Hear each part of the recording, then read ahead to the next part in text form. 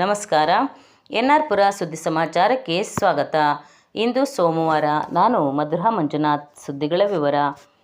ವಿಶ್ವಕರ್ಮ ಸಮಾಜದ ಹಿರಿಯರು ತಮ್ಮ ಮಕ್ಕಳಿಗೆ ನಮ್ಮ ಸಮಾಜದ ಸಂಪ್ರದಾಯ, ಆಚಾರ, ವಿಚಾರ, ಗಾಯತ್ರಿ ಮಂತ್ರಗಳನ್ನು ಕಲಿಸಬೇಕು ಎಂದು ಜೆಸಿ ವಲಯಾಧ್ಯಕ್ಷ ಹಾಗೂ ಚಿಕ್ಕಮಗಳೂರಿನ ಮೊರಾರ್ಜಿ ದೇಸಾಯಿ ವಸತಿ ಶಾಲೆಯ ಪ್ರಭಾರ ಪ್ರಾಂಶುಪಾಲ ವಿಜಯಕುಮಾರ್ ಆಚಾರ್ಯ ಸಲಹೆ ನೀಡಿದರು. ಅವರು ಭಾನುವಾರ ಸಿಂಸೆಯ ವಿಶ್ವಕರ್ಮ ಸಭಾಭವನದಲ್ಲಿ ತಾಲೂಕು ವಿಶ್ವಕರ್ಮ ಬ್ರಾಹ್ಮಣ ಸೇವಾ ಸಂಘ, ಗಾಯತ್ರಿ ವಿಶ್ವಕರ್ಮ ಮಹಿಳಾ ಸಮಾಜ ಸಂಘ ಹಾಗೂ ವಿರಾಟ್ ವಿಶ್ವಕರ್ಮ ಚಂಡೆ ಬಳಗದ ಸಂಯುಕ್ತ ಆಶ್ರಯದಲ್ಲಿ ವಾರ್ಷಿಕೋತ್ಸವ ಹಾಗೂ ಅಂತಾರಾಷ್ಟ್ರೀಯ ಮಹಿಳಾ ದಿನಾಚರಣೆ ಕಾರ್ಯಕ್ರಮದಲ್ಲಿ ಮುಖ್ಯ ಅತಿಥಿಯಾಗಿ ಮಾತನಾಡಿದರು. ಜಠರಕ್ಕೆ ಆಹಾರ ಬೇಕಾಗುತ್ತದೆ, ಅದೇ ರೀತಿ ಮೆದುಳಿಗೂ ಆಹಾರವಾಗಿ ಉತ್ತಮ ಗುಣಮಟ್ಟದ ಸಂಸ್ಕಾರ ನೀಡಬೇಕು. ಮಕ್ಕಳಿಗೆ ಧರ್ಮದ ಪರಿಪಾಲನೆ ಕಲಿಸಬೇಕು. ಧಾರ್ಮಿಕ ಪಂಡಿತರನ್ನು ಸಭೆಗೆ ಕರೆಸಿ ಉಪನ್ಯಾಸ ಏರ್ಪಡಿಸಬೇಕು ಎಂದು ಸಲಹೆ ನೀಡಿದರು. ವಿಶ್ವಕರ್ಮ ಬ್ರಾಹ್ಮಣ ಸೇವಾ ಸಂಘದ ಶೃಂಗೇರಿ ಕ್ಷೇತ್ರ ಅಧ್ಯಕ್ಷ ಕೃಷ್ಣಯ್ಯ ಆಚಾರ್ಯ ಉದ್ಘಾಟಿಸಿ ಮಾತನಾಡಿ, ನಮ್ಮ ಸಮಾಜಕ್ಕೆ ಸಂಘಟನೆ ಅತಿ ಮುಖ್ಯವಾಗಿದೆ. ಎಲ್ಲರೂ ಒಗ್ಗಟ್ಟಾಗಿ ಕೆಲಸ ಮಾಡಿದರೆ ಸಮಾಜದ ಅಭಿವೃದ್ಧಿ ಸಾಧ್ಯ. ಈ ಹಿಂದೆ ಪಿಎಂ ವಿಶ್ವಕರ್ಮ ಸಮ್ಮಾನ್ ಯೋಜನೆಯಡಿ ಸಮಾವೇಶ ಮಾಡಲಾಗಿತ್ತು. ರಾಜ್ಯ ಪ್ರವಾಸೋದ್ಯಮ ಅಭಿವೃದ್ಧಿ ನಿಗಮದ ಅಧ್ಯಕ್ಷ ಎಂ ಶ್ರೀನಿವಾಸ್ ನೂತನವಾಗಿ ನಿರ್ಮಾಣವಾಗುತ್ತಿರುವ ಕಾಳೆಕಾಂಬ ದೇವಸ್ಥಾನಕ್ಕೆ ಮುಜರಾಯಿ ಇಲಾಖೆಯಿಂದ 10 ಲಕ್ಷ ರೂಪಾಯಿ ಮಂಜೂರು ಮಾಡಿಸಿದ್ದಾರೆ. ವಿಶ್ವಕರ್ಮ ಸಮಾಜದ ಎಲ್ಲರೂ ದೇವಸ್ಥಾನ ನಿರ್ಮಾಣಕ್ಕೆ ಕೈಜೋಡಿಸಬೇಕು ಎಂದರು. ಸಭೆಯ ಅಧ್ಯಕ್ಷತೆಯನ್ನು ವಿಶ್ವಕರ್ಮ ಬ್ರಾಹ್ಮಣ ಸೇವಾ ಸಂಘದ ಅಧ್ಯಕ್ಷ ರಾಜೇಶ್ ಆಚಾರ್ಯ ವಹಿಸಿದ್ದರು. ಅತಿಥಿಗಳಾಗಿ ವಿಶ್ವಕರ್ಮ ಬ್ರಾಹ್ಮಣ ಸೇವಾ ಸಮಾಜದ ಜಿಲ್ಲಾ ಸಂಘದ ಗೌರವಾಧ್ಯಕ್ಷ ಚೇತನ್ ಕುಮಾರ್, ಗಾಯತ್ರಿ ವಿಶ್ವಕರ್ಮ ಮಹಿಳಾ ಸಂಘದ ಅಧ್ಯಕ್ಷೆ ಜಯಶ್ರೀ ಕೃಷ್ಣಯ್ಯ ಆಚಾರ್ ಉಪಸ್ಥಿತರಿದ್ದರು.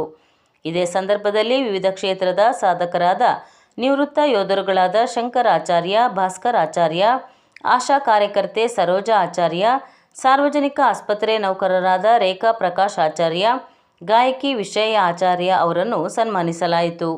ಇದೇ ಸಂದರ್ಭದಲ್ಲಿ ವಿವಿಧ ಆಟೋಟ ಸ್ಪರ್ಧೆಯಲ್ಲಿ ವಿಜೇತರಾದವರಿಗೆ ಬಹುಮಾನ ನೀಡಲಾಯಿತು.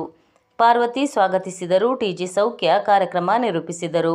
ಅರುಣಾಚಾರ್ಯ ವಂದಿಸಿದರು.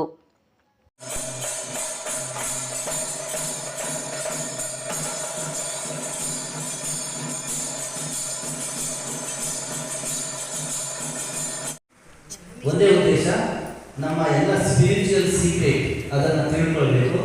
ನಮ್ಮನ್ನು ನಾಶ ಮಾಡೋದು ಕಷ್ಟ ಇದೆ.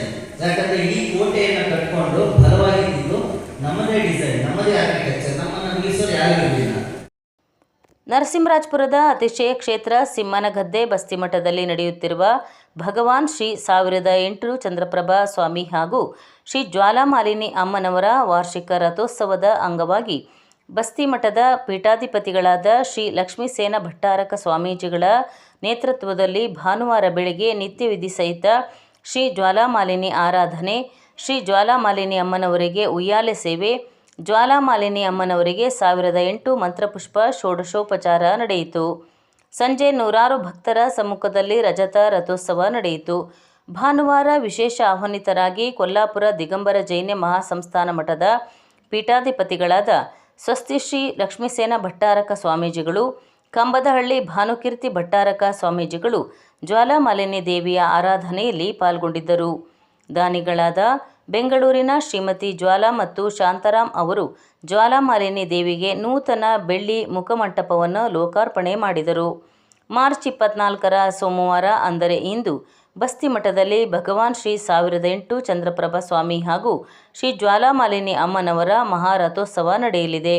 ಗೊಂಡೆ ದಿಗಂಬರ ಜೈನ ಮಹಾಸಂಸ್ಥಾನ ಮಠ ಶ್ರೀ ಕ್ಷೇತ್ರ ಸಿಂಹನಗದ್ದೆ ಬಸ್ತಿಮಠ ನರಸಿಂಹರಾಜಪುರದಲ್ಲಿ ಭಗವಾನ್ ಶ್ರೀ 1008 ಚಂದ್ರಪ್ರಭಾ ಸ್ವಾಮಿ ಹಾಗೂ ಮಹಾಮಾತೆ ಶ್ರೀ ಜ್ವಾಲಾಮಾಲಿನಿ ಅಮ್ಮನವರ ವಾರ್ಷಿಕ ರಥಯಾತ್ರಾ ಮಹೋತ್ಸವವು ಪರಮಪೂಜ್ಯ ಸ್ವಸ್ತಿ ಶ್ರೀ ಲಕ್ಷ್ಮೀಸೇನ ಭಟ್ಟಾರಕ ಪಟ್ಟಾಚಾರ್ಯವರ್ಯ ಸ್ವಾಮಿಗಳವರ ನೇತೃತ್ವದಲ್ಲಿ ದಿನಾಂಕ 21 ಮಾರ್ಚ್ 2025ರಿಂದ 25 ಮಾರ್ಚ್ 2025ರವರೆಗೆ ಶ್ರೀ ಕ್ಷೇತ್ರದಲ್ಲಿ ನೆರವೇರಲಿದೆ. ದಿನಾಂಕ 21ರಿಂದ 23 ರವರೆಗೆ ಹಲವು ಧಾರ್ಮಿಕ ವಿಧಿವಿಧಾನಗಳು ನೆರವೇರಲಿದ್ದು 23ರ ಸಂಜೆ ಶ್ರೀ ಜ್ವಾಲಾಮಾಲಿನಿ ಅಮ್ಮನವರ ರಜತ ರಥೋತ್ಸವವಿರುತ್ತದೆ. ದಿನಾಂಕ 24 ಮಾರ್ಚ್ ಸೋಮವಾರದಂದು ಮಹಾನೈವೇದ್ಯ ಪೂಜೆ, ಶ್ರೀ ಜ್ವಾಲಾಮಾಲಿನಿ ಅಮ್ಮನವರ ಸನ್ನಿಧಿಯಲ್ಲಿ ಪ್ರಸಾದ ಬೇಡಿಕೆ ಹಾಗೂ ಭಗವಾನ್ ಶ್ರೀ 1008 ಚಂದ್ರಪ್ರಭ ಸ್ವಾಮಿ ಹಾಗೂ ಜ್ವಾಲಾಮಾಲಿನಿ ಅಮ್ಮನವರ ಮಹಾರಥೋತ್ಸವವಿರುತ್ತದೆ. ಈ ಎಲ್ಲಾ ಕಾರ್ಯಕ್ರಮಗಳಿಗೆ ಭಕ್ತಾದಿಗಳು ಹೆಚ್ಚಿನ ಸಂಖ್ಯೆಯಲ್ಲಿ ಆಗಮಿಸಿ ಭಗವಂತನ ಕೃಪೆಗೆ ಪಾತ್ರರಾಗಬೇಕಾಗಿ ವಿನಂತಿ.